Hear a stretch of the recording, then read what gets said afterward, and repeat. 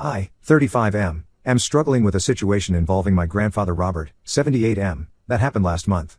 I need to give some background to explain why this incident was the last straw for me. My parents died in a terrible car accident when I was 14, and my sister Becky, 28F, was 7. It was a devastating time for both of us. Robert, our maternal grandfather, took us in. He was already a widower by then, and I later learned he never wanted us, but social services would have separated us if he hadn't stepped up. From the beginning, he made it clear that Becky was his favorite. She looked exactly like our grandmother Marie, who had passed away years before we came to live with him. I, on the other hand, was the spitting image of my mom, whom Robert despised because she had married my dad against his wishes. Growing up in Robert's house was challenging. While Becky got everything she wanted, new clothes, toys, the best education, and constant attention, I had to work for everything. I started working at a local grocery store when I was 15, stocking shelves after school and on weekends. Robert would say things like real men earn their keep or you need to learn independence whenever I asked for basic necessities. Meanwhile, he'd spend hundreds of dollars on Becky's dance classes and summer camps. Despite the hardships, I managed to excel in school. I got a full scholarship to college, which was fortunate because Robert refused to contribute anything toward my education. He said the money was saved for Becky's future. During college, I met Sarah. She was the most beautiful and kind person I'd ever known. Robert disapproved of her immediately, claiming she wasn't from a good enough family. He even tried to set me up with his golf buddy's daughter behind Sarah's back. Sarah and I got married right after graduation, despite Robert's protests. He didn't attend our wedding, which hurt Sarah deeply, but she never held it against him. We had our daughter Lily, 6F, a year later. Sarah was an amazing mother, but tragedy struck when she was diagnosed with aggressive breast cancer. She fought hard for a year but passed away 2 years ago. Robert's response to her death was to tell me I should have married someone with better genes. He never showed any sympathy or offered any support during Sarah's illness or after her death.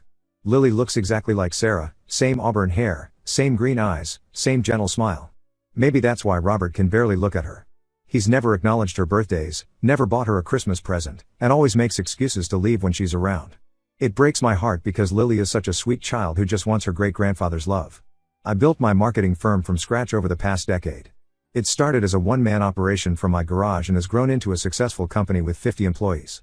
Last month, I had a crucial meeting in Chicago with a potential client who could double our revenue. The meeting had been planned for months, and I couldn't reschedule it. Lily had been running a fever for 2 days before my trip, but it was under control with medication. Her pediatrician said it was likely just a viral infection and prescribed some medications. I have a regular babysitter, Clara, 42F, who has been with us since Lily was 3. She's excellent with Lily but doesn't drive due to vision problems. My close friend Shelley, 34F, agreed to be on standby for emergencies while I was away. The day of my meeting, Clara called me panicking. Lily's fever had spiked to 104 degrees Fahrenheit, and she was becoming delirious. Clara had called Robert since he lived just 10 minutes away from us, and we'd always listed him as an emergency contact despite our differences. At first, Robert agreed to take Lily to the hospital, but then he called back 15 minutes later. I was in the middle of my presentation when my phone kept buzzing. When I finally stepped out to check, I had multiple missed calls from Clara. Robert had called her back saying he couldn't come because Becky wanted him to meet her boyfriend Adam, 32M, over lunch. Apparently, Becky was planning to announce their engagement, and she wanted Robert to meet Adam first. Robert told Clara to call an ambulance if it was that serious. I immediately called Shelley, who dropped everything and rushed to my house. By the time she got Lily to the hospital, her fever had reached 105 degrees Fahrenheit, and she was having seizures. The doctors later told me that if she had arrived even an hour later, she could have suffered permanent brain damage or worse. I took the first flight home, leaving my team to handle the meeting. When I went to confront Robert the next day, he was having breakfast with Becky and Adam like nothing had happened. His exact words were, "Well, she's fine now, isn't she?" Becky's lunch was important, she wanted me to meet her future husband. Clara could have called an ambulance. Becky chimed in, saying I was overreacting and that family priorities matter. When I pointed out that Lily was family too, she rolled her eyes and said, "You know what I mean." This was about my future. I left their house feeling sick to my stomach. Later that day, Clara told me she had tried calling an ambulance, but there was an unusually long wait time due to a major accident on the highway. That's why she had called Robert in the first place. I've blocked both Robert and Becky's numbers. Robert has been trying to reach me through other relatives, not to apologize but to tell me I'm being unreasonable and dramatic. Becky posted on Facebook about how I'm trying to ruin her engagement happiness with my attitude. The meeting in Chicago? We lost the client because I had to leave abruptly. But I don't care. My daughter is alive and well, and that's all that matters. I've told Clara to remove Robert from the emergency contacts and never call him again for any reason. Ida for cutting them off completely? Update 1. It's been 3 weeks since my last post. First, I want to thank everyone who supported me and shared their own stories. Many of you asked about Lily. She's doing much better now and has started going back to school. I've hired a second babysitter who can drive, just to be safe. A lot has happened in these 3 weeks. Becky and Adam got officially engaged last week. They had a big engagement party at Robert's house, which I obviously didn't attend. Robert announced during the party that he was gifting them his house as a wedding present. This house has been in our family for 4 generations. My great-grandfather built it himself in 1940. Robert had always told us that the house would be divided between Becky and me after his death, not because I wanted or needed it, but because it was what my mom would have wanted. The day after the party, I got multiple calls from relatives criticizing me for not attending my only sister's engagement.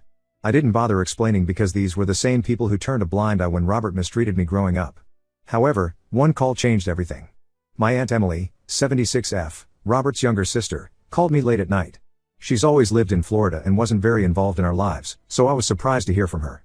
What she told me shook me to my core. Emily revealed that Robert had actually known about my Chicago meeting months in advance. I had discussed it with him during a rare family dinner in January, and he had even offered to watch Lily that day. According to Emily, Robert had called her the morning of the incident, complaining about having to choose between helping me and attending Becky's lunch. He had told Emily that Becky was threatening to elope with Adam if Robert didn't show up to give his blessing. But that wasn't the most shocking part. Emily then told me something about my parents' accident that she'd been carrying for years. The night before the accident, my dad had called Robert about borrowing his old pickup truck because Dad's car was making strange noises when braking. Robert had recently had the car serviced and knew the mechanic had warned him about the brake system needing immediate replacement. Instead of warning my dad or offering his truck, Robert told him the car would be fine for a few more days.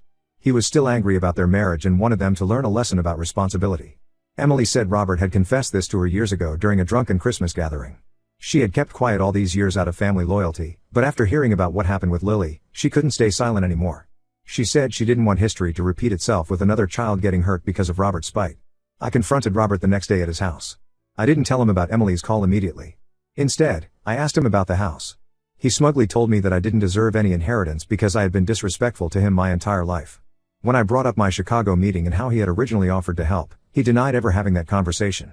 That's when I brought up what Emily had told me about my parents' accident. The color drained from his face. He started stuttering, then quickly shifted to anger, calling Emily a senile old woman who was trying to create drama. He accused me of turning everyone against him and said I was jealous of Becky's happiness. The commotion brought Becky downstairs.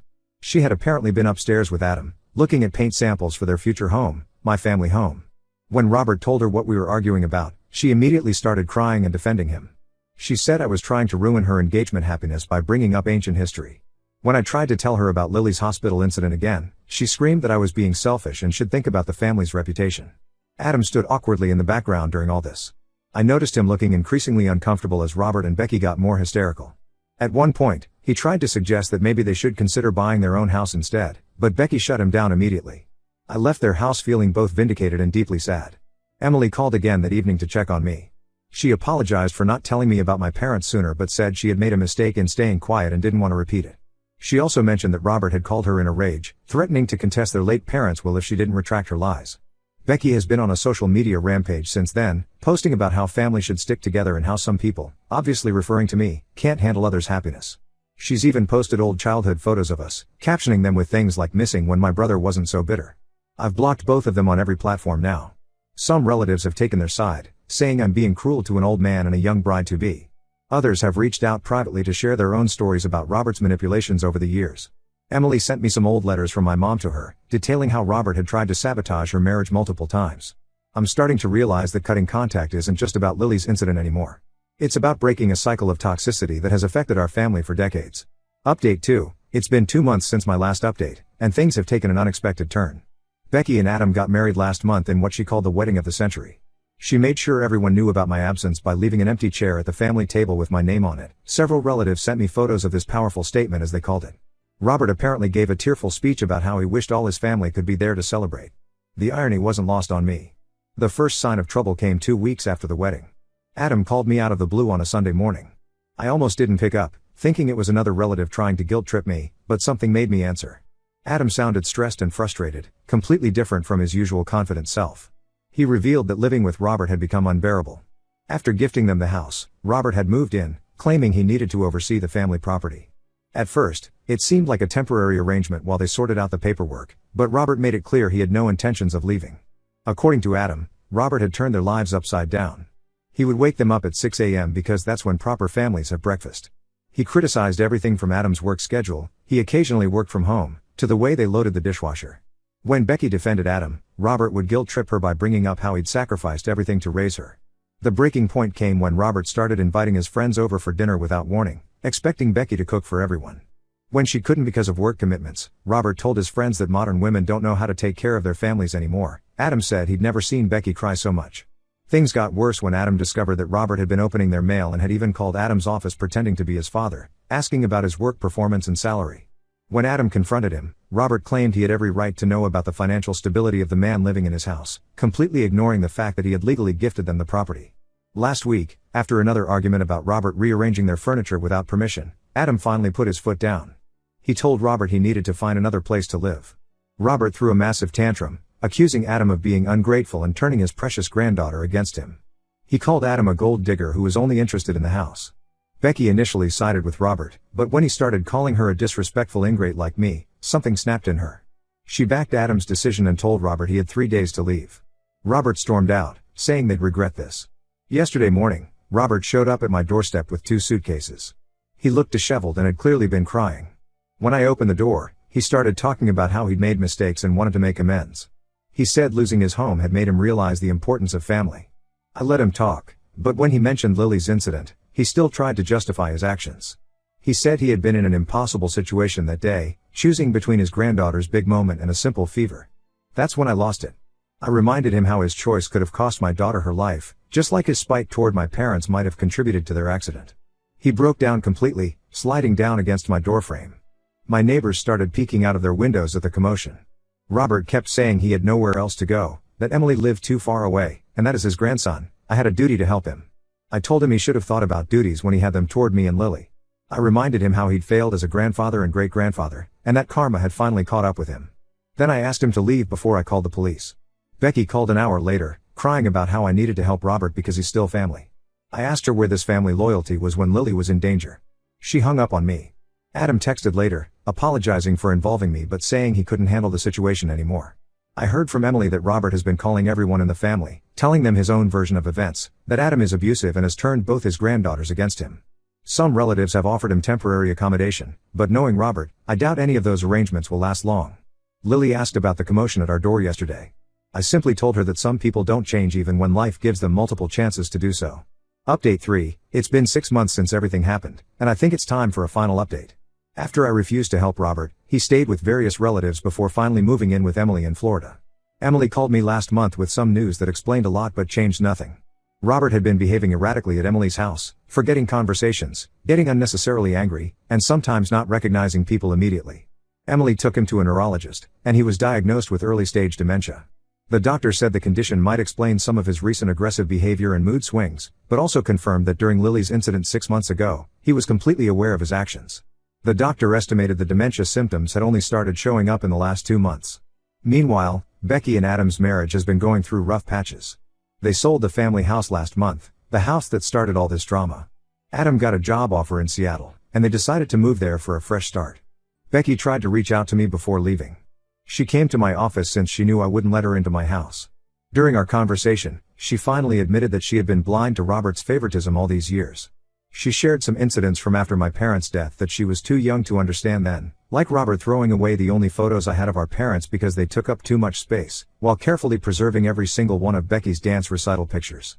However, when I brought up Lily's incident again, Becky still tried to defend Robert. She said that with his age and now his diagnosis, we should forgive him and move forward as a family. I asked her if she would have said the same if Lily had suffered permanent damage or worse that day. She couldn't answer. Emily suggested family counseling with a therapist who specializes in elderly care and family dynamics.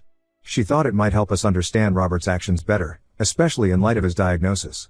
I declined. Some things can't be fixed with therapy and understanding. Robert's actions over the years showed a pattern of deliberate cruelty, not misunderstanding or illness. Last week, Robert sent Lily a birthday card with a check for $5,000. I returned it unopened. He also sent me a letter talking about regrets and second chances, but it felt more like he was sorry for himself than for his actions. He wrote about feeling lonely in Florida and how he misses his real home, but didn't once mention Lily's incident or apologize for it. Lily is doing great now. She's thriving in school and has started taking piano lessons, something she loves. Sometimes she asks about her Aunt Becky or great-grandpa Robert, but less frequently now. I've decided to maintain no contact with both of them. Becky texts occasionally with updates about their life in Seattle, but I rarely respond. Emily keeps me informed about Robert's condition out of courtesy. Apparently, his dementia is progressing, and he often talks about the past now.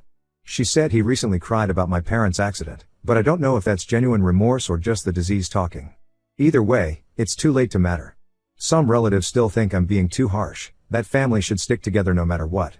But I've learned that sometimes the healthiest thing you can do for yourself and your children is to break toxic family patterns, even if that means walking away from blood relatives. My priority is ensuring Lily grows up in a healthy environment with people who genuinely care about her well-being, not those who see her as an afterthought or, worse, a burden.